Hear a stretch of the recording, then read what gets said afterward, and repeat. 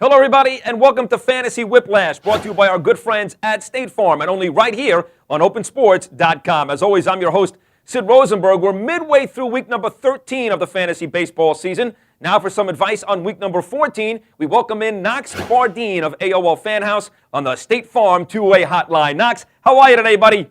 I'm doing well. Thanks for having me on, Sid.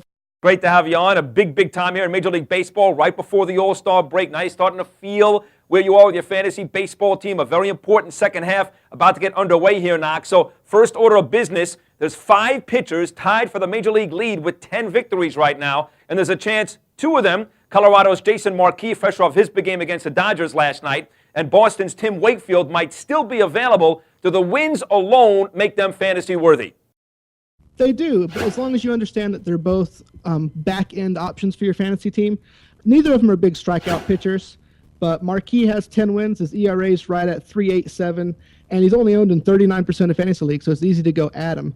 And Wakefield, he's going to pitch for the Red Sox, who are going to get a lot of wins, but what you might want to think about doing with him is only start him at home. His ERA is 4.18, but if you look at his home splits, he's 6-0 with a 3.55 ERA. So sign him, start him at home, and you'll do well. Let me ask you about Marquis also, talking about road and away. He pitches his home games in Colorado, a tough place to pitch. His ERA, his whip on the road, is it significantly better than in Colorado? No, not significantly. There's a stigma attached to Colorado Rockies pitchers that is starting to become undeserved. There are some guys out there, you talk about Cook, you also talk about Jimenez, who are all good additions on the waiver wire, and I think people are just avoiding them because they're Rockies pitchers, and I think that's a mistake. All right, Knox, let's continue to look at that waiver wire for pitchers. Any other arms out there that fantasy owners should have on their radar? Guys like maybe Kevin Millwood in Texas, David Ardsmo, one of these guys? Kevin Millwood's been great all season long. His ERA is under 3. And to have a guy that's on only owned in 78% of fantasy leagues with an ERA under 3 and 8 wins, that's insane. If he's available in your fantasy league, go out and sign him now. Ardsma also, he's in the top 15 in saves. He's only owned in 77% of leagues, and he has been doing real for the Mariners, and he hasn't even been the closer all year. Imagine what he's going to do in the second half with a full-time closing job. Agreed. And Seattle's played some pretty good baseball this year, still playing better than 500 baseball inside that AL West. Now, at the plate here, Knox, who should we be keeping an eye on? You got a guy like Chu in Cleveland, Branyan in Seattle, Bourne in Houston. What about one of these guys? They're all good additions on the waiver wire. Chu's one of those guys who quietly is putting up 20, 25 numbers. He's batting .293, and he's only owned in 77% of leagues. Branyan's trouble in the past is he's never been able to keep a starting job, but now he's on pace to hit 41 home runs this year, and he's only owned in 76% of leagues. And Michael Bourne, I've been screaming about him all year long. He's 4th in Major League Baseball in stolen bases. He's batting .294, only owned in 63% of leagues. We stayed away from Bourne because he hit so miserably last year. We all know he could steal bases, but now he's hitting close to 300. There's no reason he should be available on waiver wires. Knox, let's talk about Adrian Gonzalez, second in the majors right now with 24 home runs for the San Diego Padres. But for some reason, you think he might be a guy to sell high right now. Why would you want to get rid of Gonzalez?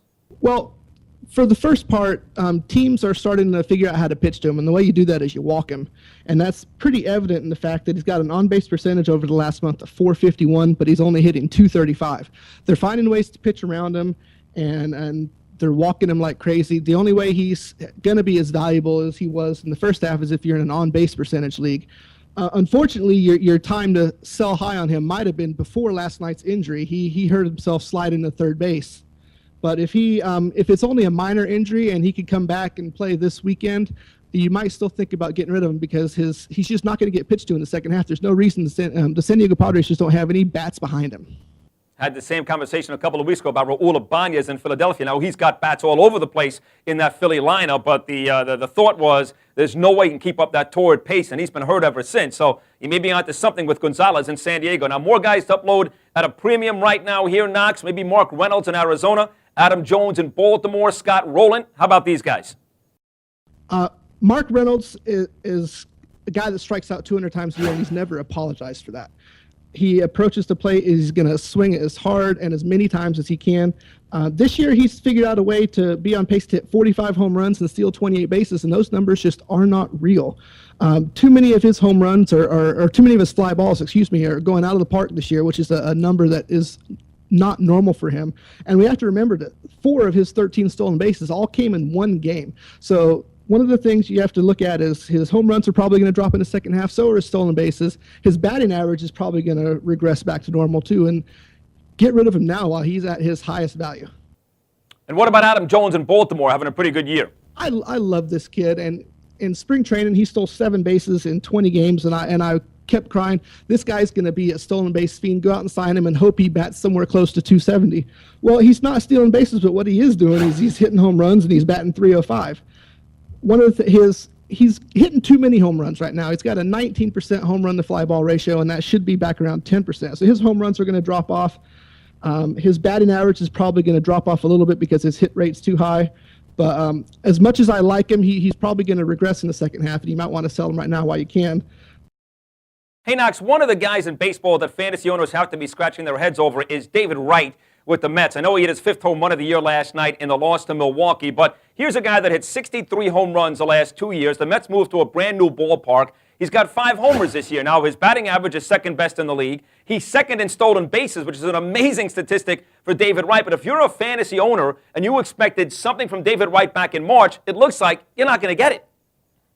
Yeah, well, you got to hope his home runs come back in the second half. Everyone's crying that the new stadium is killing him.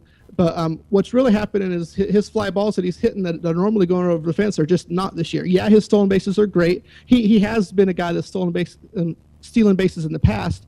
But one thing I'm really worried about with Wright is his hit rate. It's just insanely high right now, and I don't think he can keep up this torrid batting average. I agree. Now, Knox, fantasy owners are always looking for more saves, but more and more teams now are resorting to the closer by committee approach, and it's killing fantasy owners just like running back committees do in the National Football League. A lot of teams now have 2 running backs sharing the load. What is the solution when it comes to saves and closers? The easy answer there is probably just to avoid it. You know, whether it's Bobby Cox here in Atlanta who can't decide between Gonzalez or Soriano, or if it's, injury related, Lindstrom's out in Florida, Percival's out in Tampa Bay, so they're using closer by committees with those teams, or the Texas Rangers who, Ron Washington just said he might move forward using both closers.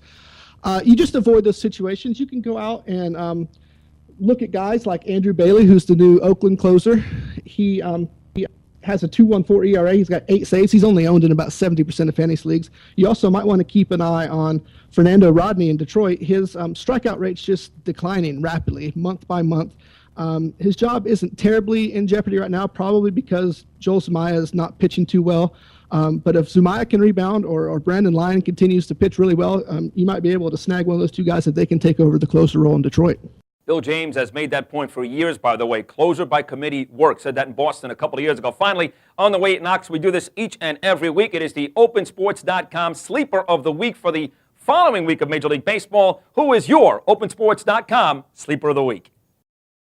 I think you can look at Jordan Zimmerman, who's pitching really well right now. We often overlook him because he pitches for the Nationals, and rightfully so. He's not going to get too many wins pitching up there, but his strikeout numbers are looking great. His ERA over the past month is fantastic, and I think he's a good add.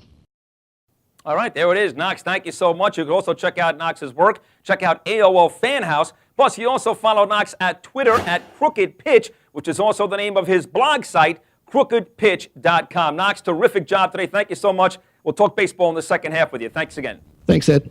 You got it, bro. There it is. Knox, that's going to do it for this edition of Fantasy Whiplash, brought to you by our good friends at State Farm. As always, I'm your host, Sid Rosenberg. Be sure to come back Thursday as we go down on the farm to break down International Signing Day. Until then, enjoy the baseball. The future of sports on the web is open.